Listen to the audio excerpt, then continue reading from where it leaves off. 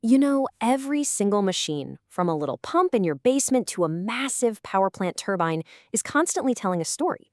It's a story about its health, its stresses, and, yeah, its future. And it's telling this story in a secret language, the language of vibration. Today, we're going to learn how to decode it. So just think about this for a second. What if you could literally have a conversation with your equipment? Instead of getting hit with a sudden, catastrophic failure out of the blue, you get an early, quiet warning. A specific message that says, hey, my outboard bearing is wearing out, or my shafts are out of line. This isn't science fiction anymore. It's the reality of advanced machinery vibration analysis. So here's how we're going to break it all down. First, we'll learn the basic grammar of this language. Then we'll check out the tools we use to actually listen in. After that, we'll get into decoding the signals, diagnosing the most common problems, and finally, we'll look at how AI is completely changing this conversation. Okay, so like with any language, you have to start with the alphabet, right? The basic grammar. For vibration, that means getting a handle on the three fundamental ways we describe motion: displacement, velocity, and acceleration. First up is displacement. And honestly, this is the one that's easiest to wrap your head around. It's simply how far a part is physically moving back and forth from where it's supposed to be sitting still. We usually measure it in tiny units, like microns. Because you tend to see a lot of physical movement at lower speeds, displacement is our go-to for sniffing out problems like unbalance on those big, slow-turning machines. Next, we've got velocity, which is just the speed of that movement. Now, what's really important here is that velocity is widely considered the single best indicator of a machine's overall health. So why is that? Well, because it's directly tied to the vibration's destructive energy. More speed means more kinetic energy, and kinetic energy is what breaks stuff. Simple as that. It makes velocity a fantastic way to judge severity across a huge range of machines. And that brings us to acceleration, the rate of change of that velocity.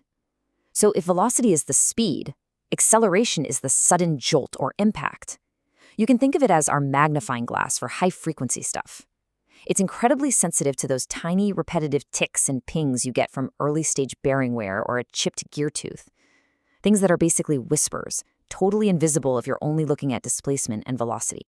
So here's the bottom line. Each one of these parameters gives us a totally different perspective. This table really lays it out perfectly. Displacement is our tool for the low-frequency world. Acceleration absolutely owns the high-frequency domain. And velocity sits right in the middle, giving us that critical, energy-based view of overall severity. You really have to integrate all three to get the full story and ensure the machine's structural reliability. All right, so we know the grammar. Now we need the right kind of ears to actually listen to the machine. This whole process of turning physical motion into an electrical signal we can analyze is called transduction. And the tools we use to pull it off are, of course, sensors. You wouldn't use the same microphone to record a quiet podcast and a loud rock concert, right? Well, it's the exact same idea here. For most equipment, the stuff with standard ball bearings, we use accelerometers that we mount right on the machine's casing. But for huge machines like turbines that have journal bearings, the shaft is basically floating on a thin film of oil. That oil acts like a big cushion, a shock absorber, that can hide the vibration from the casing. For those, we need special non-contact proximity probes to watch the shaft's movement directly. And this brings up a point that is so important. A sensor is only as good as its connection to the machine. If you stud mount it, bolt it right on there, you get a fantastic connection, and you can hear frequencies way up past 10,000 hertz. But if you just slap on a convenient magnet, especially on a curved surface, your effective hearing range just plummets. A poor mount can literally make you deaf to the high-frequency sounds of a bearing that's about to fail. So, our sensors have captured the machine's vibrations, but the raw signal is, well, it's a jumbled mess. It's a mix of dozens of different frequencies all happening at the same time. The next step is signal processing, which is basically translating this complex noise into a clear, useful chart. Our number one tool for this is the Fast Fourier Transform, or FFT. And honestly, the best way to think of it is as a digital prism. It takes that complex, messy signal from the time domain and splits it apart into all of its individual frequencies, just like a prism splits white light into a beautiful rainbow. This lets us see these distinct peaks on a chart that correspond to specific parts of the machine. But what about those super tiny high-frequency bearing impacts that are buried under all that other noise? For that, we use a really clever technique called envelope demodulation. First, we filter out all the loud, low-frequency stuff. Then we process the signal to extract the envelope that's created by those repetitive impacts. And finally, we run an FFT on that envelope. And boom, suddenly the hidden repetition rate of that bearing defect becomes crystal clear. It's how we find the needle in the haystack. Okay, this is where it gets really fun. Now that we can translate the language and isolate the important words, we can actually start reading the stories. We can identify the unique spectral fingerprints of the most common machine problems. You see, a bearing failure isn't just a sudden event, it's a predictable 4-stage process. In stage 1, you've just got tiny cracks under the surface, and only ultrasonic tools can find them. By stage 2, you start to see some high-frequency noise. Then in stage 3, the classic defect frequencies finally show up. These are specific frequencies tied to the rate at which the balls pass over the outer or inner race. Finally, in stage 4, those clear signals get completely washed away into a broad, messy noise floor, a sure sign that catastrophic failure is just around the corner. So let's look at the most common fault of all, unbalance. Its signature is absolutely unmistakable. A big, strong vibration peak at exactly 1 times the machine's running speed. And it's happening mostly in the radial direction, so up and down or side to side. To really nail it down, we use phase analysis, which tells us how it's unbalanced, and that helps us figure out the exact correction we need to make. Now, misalignment, get this, is the cause of an estimated 50% of all machinery problems. That's just staggering. Its fingerprint is a bit different.